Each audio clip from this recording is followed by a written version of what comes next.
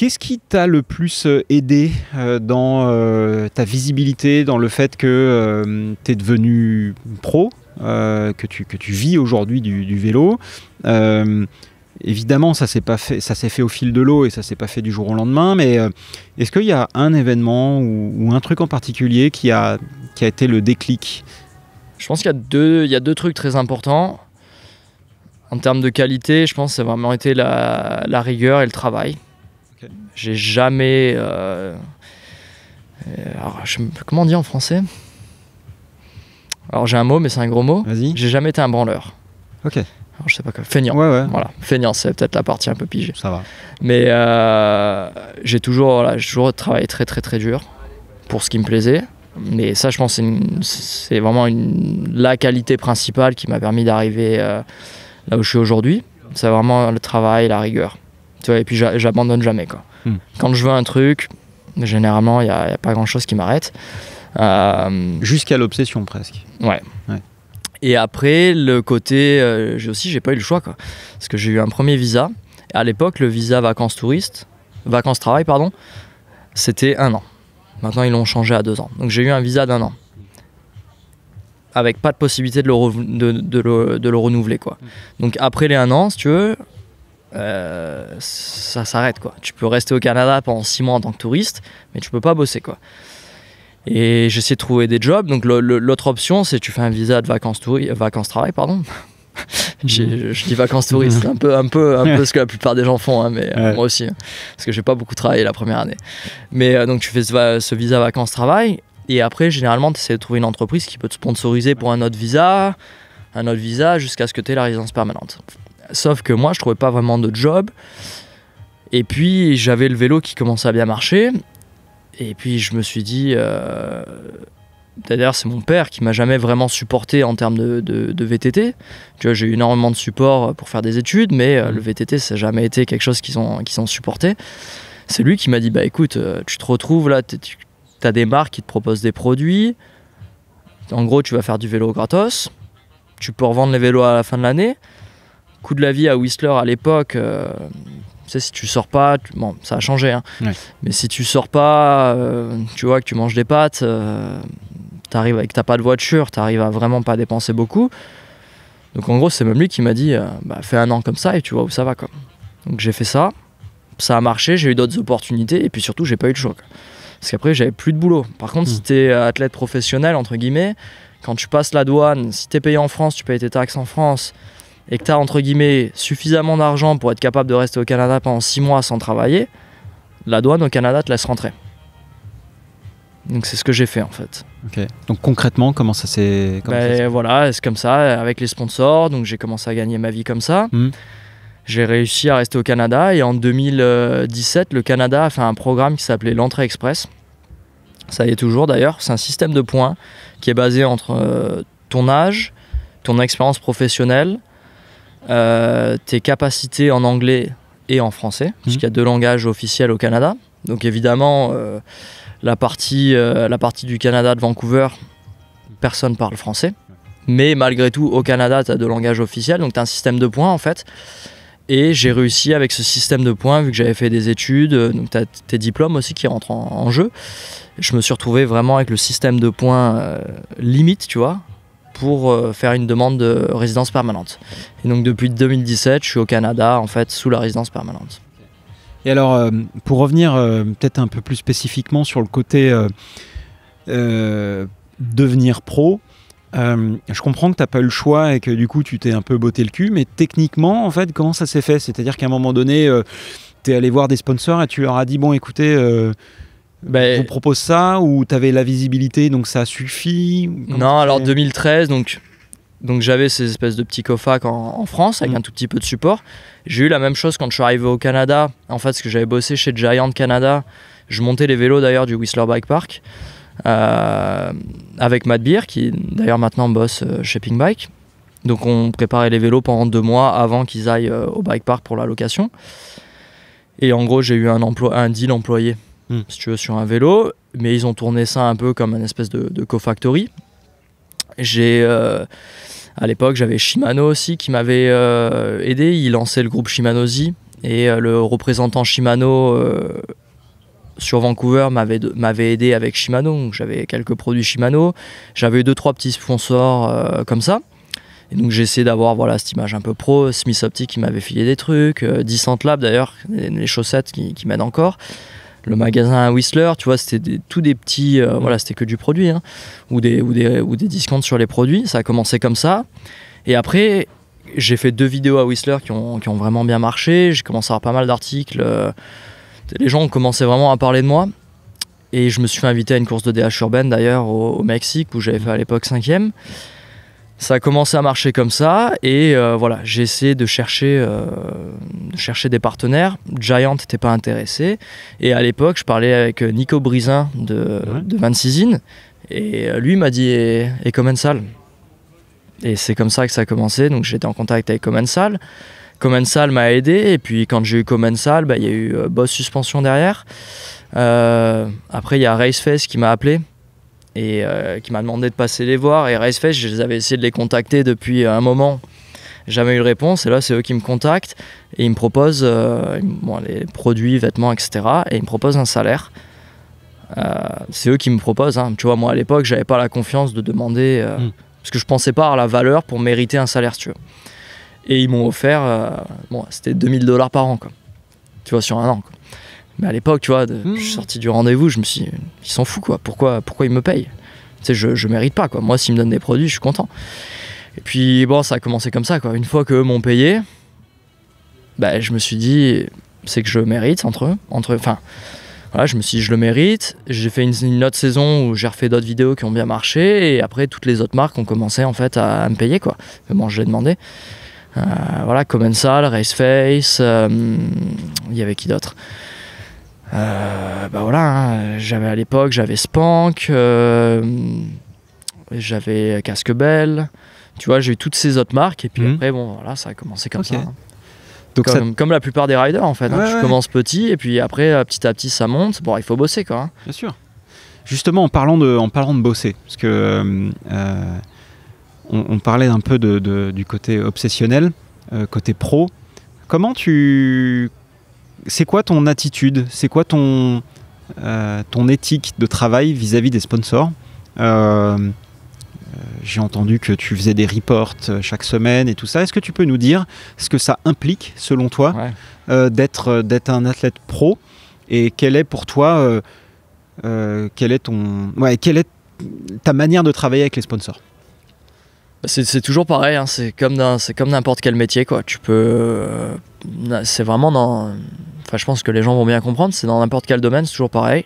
Tu peux faire le strict minimum et puis pas vraiment progresser, ou alors tu peux vraiment travailler très dur pour essayer vraiment d'avoir plus et puis être récompensé, quoi. C'est un peu comme ça, c'est comme ça dans n'importe quel boulot, pour n'importe quel sport. Et donc moi je pars du principe, j'ai des marques qui me supportent. Je suis très exigeant en termes de ce que je veux en retour. Hein. C'est clair qu'en termes de salaire, etc., je pense que je suis difficile en négociation, quoi. Mais je sais que derrière, je vais faire tout ce que je peux pour que la marque, elle bénéficie d'un super retour sur investissement. Je fais en sorte que les marques, elles pensent pas à moi, se dire « Qu'est-ce qu'il fait Rémi déjà ?» On n'a pas entendu parler de lui depuis 3 mois, quoi. Non, j'essaye vraiment de travailler super dur, de faire des vidéos, de tenir informés mes sponsors, de leur donner accès à tout ce que je fais. Tu vois, j'ai un document où ils ont accès à toutes mes photos, toutes mes vidéos. C'est facile d'être organisé, donc n'importe quelle marque, hein, que ce soit Propane, que ce soit les plus grosses marques ou les plus petites marques. Si jamais ils ont besoin de photos de mes vélos, tu vois, ils n'ont pas besoin de me demander, quoi. Ils vont sur le document, ils vont chercher. Il y a une partie avec photos des vélos, quoi. Et c'est tout organisé par vélo. Pareil, après j'ai des photos de produits, des vidéos. J'essaie d'être super proactif pour qu'en fait donner aux marques tout le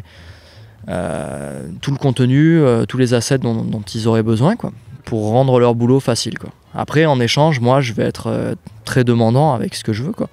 Mais tu vois, je pense que tu peux faire un peu la métaphore avec un team de Coupe du Monde. T'as le team Gravity avec Loïc et Laurent Delorme.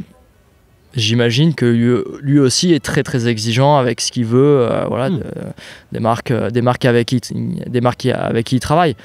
Après, en retour, j'imagine qu'à tous les niveaux, ils sont ultra professionnels, ultra proactifs. Les marques, elles ont tous les retours, toutes les photos, tous les résultats. Ils ont des newsletters qui partent toutes les semaines, etc. Voilà, moi, c'est un peu pareil, quoi. Ok. Alors, sans forcément rentrer dans les détails ou les chiffres ou autres, j'aimerais comprendre, avoir des ordres de grandeur, parce que on dit pilote pro. Ok, tu fais du vélo, t'es pilote pro, mais est-ce que tu peux nous dire les pilotes pro de ta dimension, on va dire, avec le travail que tu fais, est-ce que tu as des références que tu peux nous donner un peu des ordres de grandeur? Des ordres d'idées, ouais. Ouais, je veux pas dire moi ce que je gagne, mais des ordres d'idées, déjà c'est comme dans n'importe quel sport, tu as des différences qui sont énormes. Tu vois, les Coupes du Monde, tu as des pilotes qui gagnent rien du tout et qui font des beaux résultats. Et après, tu as des pilotes voilà, qui tournent autour avec tous les sponsors, qui tournent autour qui s'approchent du million, quoi. Pour ce que je fais, c'est un peu pareil, quoi. T'as des gens qui travaillent dur, qui font plein de vidéos à droite à gauche, qui gagnent pas grand-chose. Et après, t'en as qui gagnent très bien leur vie. Maintenant, avec YouTube, tu peux faire un peu des calculs sur des vues, etc. Moi, YouTube, c'est pas vraiment... Si tu veux, je le fais parce que c'est un bénéfice pour mes sponsors, pour la communauté qui me suit. Mais financièrement, pour moi, quand tu fais le ratio travail-revenu de YouTube, si j'avais pas de sponsor, ça serait pas intéressant. Ouais. En fait, Aurélien Fontenoy nous avait dit un petit peu ce qu'il faisait. Lui, ça tournait aux alentours de 8-10 000 euros par mois à peu près. Ouais. Sachant qu'il avait, à l'époque, il avait entre 800 000 à peu près 800 000 abonnés. Enfin, donc, effectivement... Après, attention, c'est 8-10 000 euros, c'est ce que YouTube te paye. Oui, c'est ça. Mais après, il faut voir ce que toi, tu as investi. Ouais. C'est ça, ce que les gens ils voient pas forcément, c'est qu'une carrière de VTT, si tu regardes ce que tu touches, imagine tu gagnes 100 000 euros par an. 100 000 euros par an, ça paraît énorme. Mais si tu dois payer toi tous tes trajets, toutes tes courses, si dans tes 100 000 euros, tes sponsors attendent que ce soit toi qui finances les vidéos, etc., et que tu dépenses, à la fin, tu te retrouves avec pas grand-chose, quoi. Ouais. Donc il faut vraiment, voilà, dans les salaires et tout, il faut voir comment c'est découpé. Et ce qui est intéressant, c'est qu'il y a tous les riders font un peu différemment. Tu vois, moi, avec mes sponsors, je gère tout, c'est moi qui gère tout. J'ai mes salaires, mais dans mes salaires, ça inclut pas des shoots spécifiques pour les marques. Oui. Voilà, c'est-à-dire que ça inclut ce que moi je fais de mon côté, ce que je finance moi-même, ce qui va être voilà, toutes mes vidéos, quand j'ai un petit projet en tête, etc. Par contre, une marque, peu importe la marque, qui me dit on lance un produit, on aimerait t'utiliser, que ça va nous faire un photoshoot qui va faire 2 jours, on veut que tu ailles à tel endroit, voilà, ça c'est en plus. Ça sort pas de mon salaire. Mais voilà, c'est super intéressant. Maintenant, il y a différentes sources de revenus, que ce soit avec YouTube, avec les sponsors, si tu fais des projets avec des organismes de tourisme, tu vois, des stations, il y a plein de trucs. Mais ouais, pour revenir au salaire, c'est difficile de faire un montant. Mais il y a tellement de nuances, mais c'est entre 0, parce que le minimum c'est 0. Il y a plein de gens qui font ça gratuitement, quoi. Et puis voilà, ça monte. T'as pas tellement de limites. Si tu prends un mec comme Fabio Wimmer, c'est l'extrême, mais c'est sûrement l'athlète le mieux payé en VTT à l'heure d'aujourd'hui. Mais voilà, après, j'aimerais bien te donner une idée de ce que c'est un partenariat cadre, mais ça varie énormément. Ah, ok, j'ai pas de toute façon besoin de rentrer dans les détails. On n'est pas là pour faire du journalisme, mais l'idée pour moi, c'est plutôt de comprendre en fait. Comment ça fonctionne et également donc les différentes sources de revenus. Donc tu parlais donc des contrats avec les marques qui vont te donner du financement, plus du matériel, YouTube qui paye, c'est toujours ça de prix. Voilà, c'est ça. Moi je le vois comme du bonus. Ouais, c'est du bonus, c'est toujours mieux qu'une claque sur le cul. Ensuite, toi, tu fais beaucoup d'affiliations. C'est-à-dire que tu donnes des codes où les gens peuvent aller acheter un produit avec le code Rémi 10 ou j'en sais rien. Ouais. On en a un petit peu parlé aussi avec Johan, mais j'aimerais comprendre, est-ce que toi, tu as la visibilité sur ce que tu es capable de vendre? Puisque finalement, les marques, c'est ce qu'elles recherchent et les codes permettent ça. Est-ce que toi, tu as une réelle influence, pour continuer sur ce thème-là, est-ce que tu as une réelle influence sur les ventes des marques, des produits que tu mets en avant? Est-ce que tu es capable de mesurer? Est-ce que ça, pour le coup, tu peux donner des chiffres, pas en valeur, mais plutôt en volume? Écoute, alors... Ça, pareil, c'est un sujet un peu délicat. Ça dépend plein de trucs. Donc, chaque marque, il y a plusieurs marques avec qui je fais ça, où j'ai une affiliation, où tu peux utiliser mon lien. Et derrière, le consommateur n'a aucun avantage. Pas de réduction. Voilà, juste toi, tu mets en avant... je peux mettre en avant, par exemple, un vélo propane. J'ai voilà, ça c'est mon nouveau vélo. Si vous voulez l'acheter, regardez, utilisez ce lien-là. Et les gens utilisent le lien, mais eux n'ont pas d'avantage particulier. Okay. C'est juste qu'ils passent par toi et que toi, en fait, ça te permet d'être rémunéré d'une... Alors, deux choses. Il y a des fois, je peux être rémunéré. Okay. Il y a des fois, je le fais avec des marques. C'est juste pour qu'ils voient le trafic. Okay, ouais. Moi, j'ai pas de rémunération derrière. Par contre, je m'en sers à mon avantage pour négocier un plus gros salaire. Il y a vraiment 36 000 moyens de faire le truc. Après, tu as des codes, mais ça, pas toutes les marques veulent faire. Parce que donner un code, c'est tu dévalues un peu ton produit. Bien sûr. Après, si tu as beaucoup de stock, parfois tu n'as pas le choix, tu es obligé de faire ça. Et là-dessus, je peux prendre une commission ou pas, selon la marque. Tu vois, il y a des fois où je prends pas de commission parce que... tu vois, avec la marque, j'ai un super support, j'ai pas besoin, et puis tu vois, j'ai envie d'aider, quoi. Ok. C'est pas toujours... y a vraiment 36 000 moyens de faire ça. Après, en termes de... l'exemple que j'ai en tête, c'est avec Propane, avait fait... c'était l'année dernière. En gros, entre Noël et Jour de l'An, quoi. Un peu plus, c'était 2 semaines à peu près. Ça s'est fait à la dernière minute. Ils ont donné le code à tous les athlètes. Chacun avait un code personnalisé en disant on va faire une petite promo de 15% pour tester. Voilà. C'est ce qui. Voilà. Bref, ils m'ont donné un code avec 15% de remise. Et en gros, je sais pas si je suis autorisé à le dire, mais bon. En gros, le chiffre d'affaires qu'ils ont fait juste avec mon code, c'était 1 million d'euros, quoi. À peu près, hein, avec les cartes. Donc tu fais le calcul, ça fait beaucoup, quoi. C'était plus de 200, je crois que c'était 200 vélos, plus de 200 vélos, plus les cadres qui se sont vendus via mon code. Donc voilà, après évidemment ça met en avant par rapport, ils voient ce qu'ils me payent, la marge qui reste, parce que bon j'ai une petite commission, eux évidemment ils perdent du bénéfice en donnant une ristourne, mais tu vois plutôt que faire une promo de Noël où tu vois ils se sont dit à la place de faire une promo on va tester ça, quoi. Et puis ça a bien marché, quoi.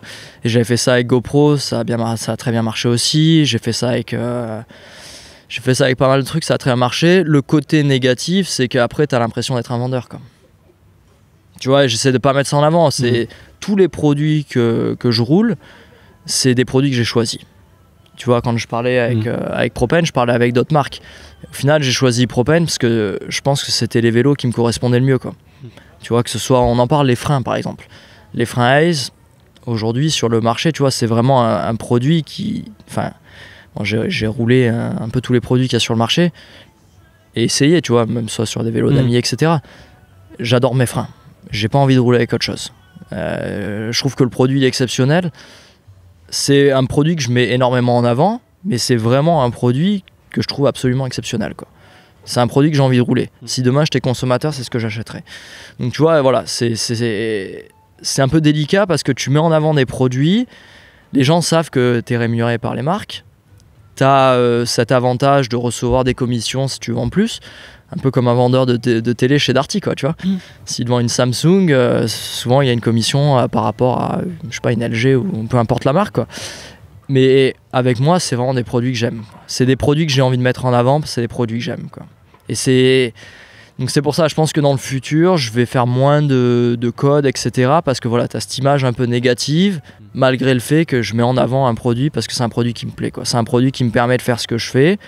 Et évidemment, j'ai aussi envie de supporter les marques qui me supportent, quoi. Ah ouais. Bon, après, toutes les marques font à un moment donné des remises, bon, surtout en ce moment dans l'industrie, mais les marques font des remises, il y a des soldes, bon, ça fait partie du truc. C'est sûr que si tu fais ça toutes les semaines et que tu dis, bah là, j'ai un code promo de 40% chaque mois, bon, c'est sûr que ça va dévaloriser la marque, mais si tu le fais une fois de temps en temps, bon, c'est sûr que même ne serait-ce qu'une fois par an, tu fais une OP où tu vends 200 vélos.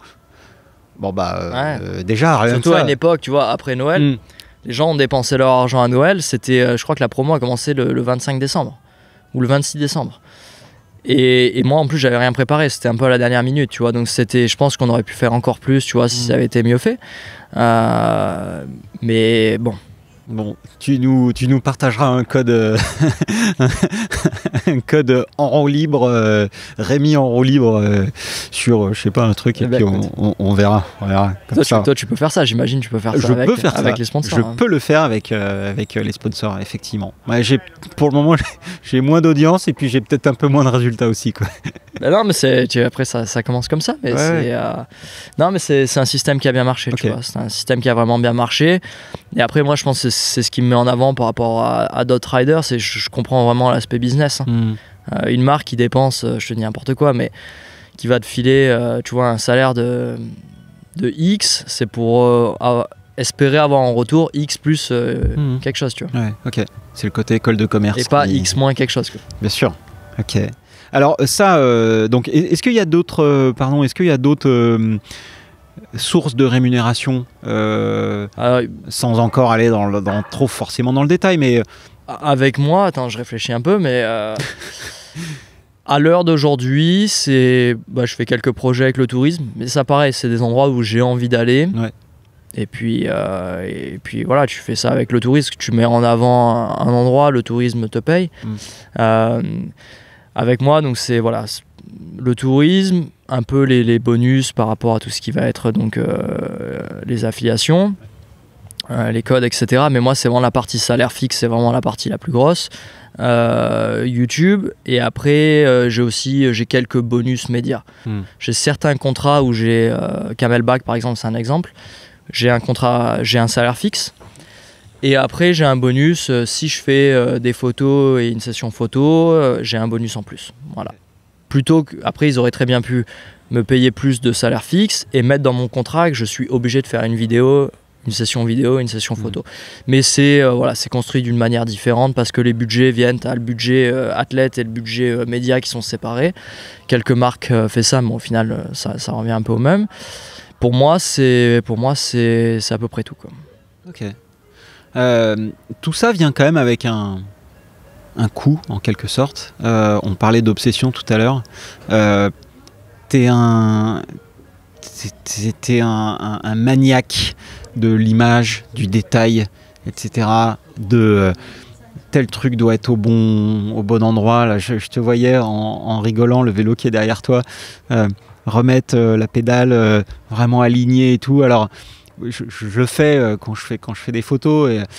Mais là, il y avait peut-être 1 ou 2 degrés d'angle de trop sur le pédalier. Tu l'as remis. Pareil sur le marquage des pneus qui sont derrière. Alors que on n'est que sur un roue libre, ouais, non, et que le vélo il est derrière. Je fais ça avec tout, hein. Si je prends une photo de ma pizza, tu vois, je vais tout faire pour que ce soit la meilleure photo que moi je sois capable de prendre. Et puis en vélo c'est pareil, hein. Quand je roule quelque chose, que je fais une feature, un saut ou quoi, je veux toujours faire de mon mieux. Que tu vois, Bruni ou Jackson ou Goldstone ou Semenox se pointe et fasse mieux, je m'en fiche. Mais moi, je veux avoir le sentiment que moi, j'ai fait le mieux que je puisse faire. Et ça, c'est ce qui me rend heureux, quoi.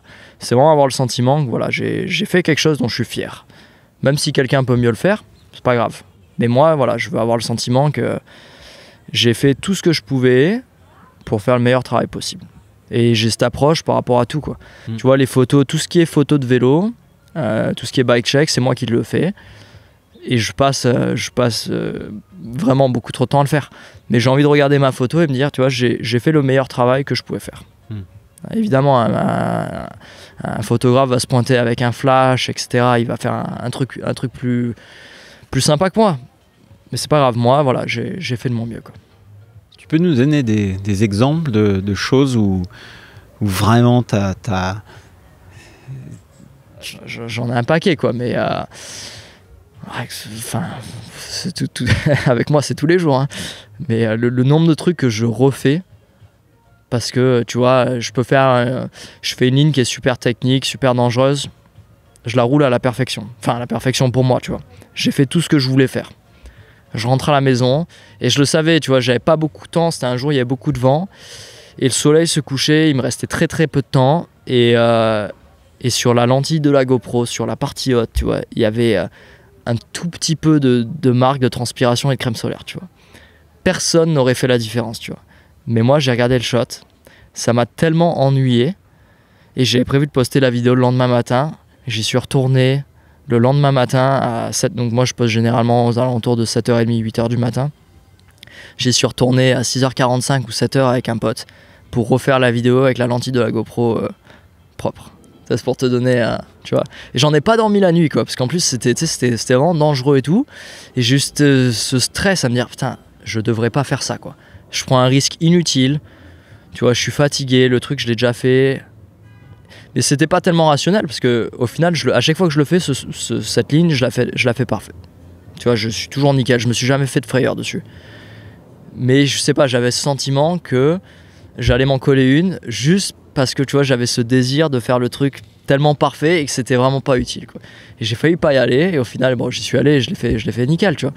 Mais j'avais, voilà, tu vois, c'est ce genre des exemples comme ça, j'en ai des centaines, quoi. C'est Pierre Henny qui me disait que Kylian était un petit peu... Sûrement, ouais. Un petit peu... mais n'importe qui fait du beau boulot a ce côté perfectionniste. N'importe qui. Kylian Bron, Semenok, tu crois que les trucs, il les fait une fois? Non. Alors je sais que quand il fait des trucs très dangereux, il les fait une fois et puis voilà. Mais si c'est un truc, un shot et qu'il sait qu'il peut mieux faire, c'est ou bien c'est trop dangereux, il veut pas le refaire et dans ce cas-là, il le mettra même pas dans la vidéo. Ou alors il va le refaire jusqu'à ce qu'il se dise que c'est parfait, qu'il peut pas faire mieux. Mais c'est pareil, les pilotes en Coupe du Monde, s'ils vont vite, c'est parce qu'ils sont pointilleux, quoi. Alors c'est parce qu'ils sont pointilleux, mais pas forcément parce que c'est eux qui roulent le plus. C'est-à-dire qu'il faut s'économiser aussi. Mais ils roulent efficacement, tu vois, ils roulent intelligemment. C'est bon, évidemment, tout le monde veut faire beaucoup de laps, mais voilà, ils savent quand est-ce qu'il faut aller vite, ils savent se concentrer sur les trucs qui ont une importance. Et tu as cette précision, je pense, c'est une qualité que tous les bons athlètes ou tous les artistes ont, quoi. J'imagine qu'un chanteur, c'est pareil, tu vois. Il va refaire l'enregistrement jusqu'à ce qu'il n'y ait plus d'imperfection, quoi. Bien sûr. C'est quoi le plus grand nombre d'essais que tu as fait pour avoir the shot? Il y a des fois où j'y vais, je fais je sais pas combien de tentatives, puis au final je suis pas fier de moi, quoi. Je me dis, je sais que je peux mieux faire, tu vois. Et je poste jamais la vidéo, quoi. Ou j'y retourne, je refais ça le lendemain. Et tu vois, je fais ça énormément. Mais c'est aussi ça qui me fait progresser, quoi. Tu vois, aujourd'hui, sur des trucs ultra techniques, voilà, cette ligne à Gouranga, je pense que Couscous, j'espère qu'il t'a emmené là-bas. Laquelle? Gouranga, Squamish? Non. Sur la gauche, il t'a pas emmené, ce qu'il sait pas faire, c'est pour ça. Allez, bim. Si je lui dis ça, demain il prend son vélo, il va la faire juste parce que... Allez, Couscous. Non, mais... tu vois, aujourd'hui, je suis super à l'aise sur des trucs comme ça et c'est aussi ma manière de progresser. Quand tu fais quelque chose 50 fois, la répétition fait que tu progresses, quoi. Ouais. Et moi, c'est aussi ma manière de m'entraîner, quoi. Ouais. Tu vois, je fais les choses plusieurs fois. Enfin, je pourrais le faire qu'une fois. Puis ça irait. Mais au final, je le fais tellement de fois que voilà, tu construis cette mémoire musculaire que tu fais qu'après, tu peux faire les choses presque les yeux fermés, quoi.